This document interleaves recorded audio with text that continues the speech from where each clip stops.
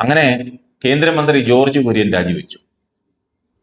രാജ്യസഭ കാലാവധി പൂർത്തിയായതിന് പിന്നാലെയാണ് അദ്ദേഹം രാജിവെച്ചത്. രാഷ്ട്രപതി ദ്രൗപദി മുർമു അദ്ദേഹത്തിന്റെ രാജി ഔദ്യോഗികമായി സ്വീകരിച്ചു. മൂന്നാം മന്ത്രിസഭയിൽ ന്യൂനപക്ഷകാര്യം, മത്സ്യബന്ധനം, മൃഗസംരക്ഷണം എന്നീ വകുപ്പുകളുടെ സഹമന്ത്രിയായിരുന്നു ജോർജ് കുര്യൻ. മധ്യപ്രദേശിൽ നിന്നുള്ള രാജ്യസഭാ അംഗമായിരുന്നു. രാജ്യസഭാ തെരഞ്ഞെടുപ്പിൽ BJP കേന്ദ്ര നേതൃത്വം അദ്ദേഹത്തിന് വീണ്ടും സീറ്റ് നൽകി പരിഗണിച്ചില്ല. മന്ത്രിസ്ഥാനം ഒഴിഞ്ഞ ജോർജ് കുര്യൻ പാർട്ടി സംഘടനാ രംഗത്തേക്ക് മടങ്ങുമെന്നാണ് ലഭിക്കുന്ന വിവരം. വേറെ മാർഗമില്ലല്ലോ. അവിടെ കാണാൻ ചുറ്റിത്തിരിഞ്ഞ് നടന്ന പിടിച്ച് അകത്തിടത്തില്ലേ. കേരളം കേന്ദ്രീകരിച്ച് സജീവമായി പ്രവർത്തിക്കാനുള്ള താല്പര്യമാണ് അദ്ദേഹം BJP കേന്ദ്ര നേതൃത്വവുമായിട്ട് പങ്കുവച്ചത്. നേതൃത്വത്തെ അറിയിച്ചുവെന്നാണ് അദ്ദേഹം പറഞ്ഞത്. 2024 ജൂൺ 9 ജോർജ് കുര്യൻ സഹമന്ത്രിയായി ചുമതലയേറ്റത്.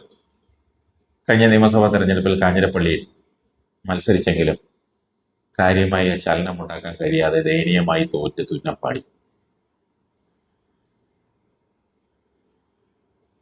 രണ്ടാം സ്ഥാനത്തെങ്കിലും വന്നിരുന്നെങ്കിൽ പറയാമായിരുന്നു അദ്ദേഹത്തിന്റെ സ്വന്തം ക്രൈസ്തവ സമൂഹം പിന്തുണച്ചെന്ന്. ഒരു കേന്ദ്രമന്ത്രിയാ മത്സരിച്ചത്. ആ പദവിയിലിരുന്ന് മത്സരിച്ചെന്ന് പറഞ്ഞാൽ മനസ്സിലാക്കണം ദയനീയമായി തോറ്റ സാഹചര്യം. എന്നിട്ട് മൂന്നാം സ്ഥാനത്തേക്കാ പിന്തള്ളപ്പെട്ടത്. 4ാം സ്ഥാനത്ത് വേറെ സ്ഥാനാർത്ഥി ഇല്ലായിരുന്നു കാണും. അതുകൊണ്ടാണ് 3ാം സ്ഥാനം കിട്ടിയത്. ഇല്ലെങ്കിൽ 4ഓ 5ഓ ഒക്കെ ആയി പോയേനെ. കഴിഞ്ഞ തവണ V മുരളീധരൻ കഴക്കൂട്ടത്ത് കേന്ദ്രമന്ത്രിയായി മത്സരിച്ചപ്പോൾ തോറ്റുവെങ്കിലും 3ാം സ്ഥാനത്ത് പോയില്ല, 2ാം സ്ഥാനത്ത് വന്നു. ഏതായാലും ജോർജ് കുര്യൻ രാജിവെച്ചു. അദ്ദേഹത്തെ വീണ്ടും ഒന്നുകൂടി പരിഗണിച്ച് കേരളത്തിൽ ക്രൈസ്തവരെ പാട്ടിലാക്കാൻ പരീക്ഷിക്കാമായിരുന്നു. അതെങ്ങനെ? കഴിഞ്ഞ കുറെ കാലങ്ങളായി ക്രൈസ്തവരുടെ പുറകെ നടക്കുമല്ലായിരുന്നോ BJP? എന്നിട്ട് അവർ തിരിഞ്ഞു നോക്കിയോ?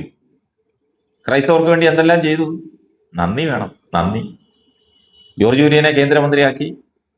വാവായ കോടാലിയായ PC ജോർജിനെയും മകനെയും പാർട്ടിയിലെടുത്തു. ആർക്കും വേണ്ടാതെ തെരപ്പറ നടന്നയാ. അലഞ്ഞിരിഞ്ഞ് നടന്ന 2 പേരെ എടുത്തു. മാത്രമല്ല അനൂപിനെയും നിയമസഭയിൽ മത്സരിപ്പിച്ചു. ഇവരെല്ലാം മത്സരിപ്പിച്ചു. ഇതെല്ലാം ക്രിസ്ത്യാനികൾക്ക് വേണ്ടി ചെയ്തതല്ലേ? എന്നിട്ടും അവർ തിരിഞ്ഞു നോക്കിയില്ല. BJP 3 സീറ്റുകളിൽ ജയിച്ചെടുത്ത് ക്രിസ്ത്യാനിയ ഇല്ലാതാനും ഉണ്ടായിരുന്നെങ്കിൽ അവിടെയും വിജയിക്കില്ലായിരുന്നു.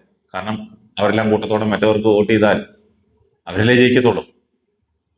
ഏതായാലും ഇപ്പോൾ BJPക്ക് മനസ്സിലായി, ഒരു സിനിമയിൽ ജഗതി പറയുന്നത് പോലെ, ക്രിസ്ത്യാനികളെ നമ്പിയാൽ നമ്പിയവൻ ഉജ്ജ്വലമാകുമെന്ന്.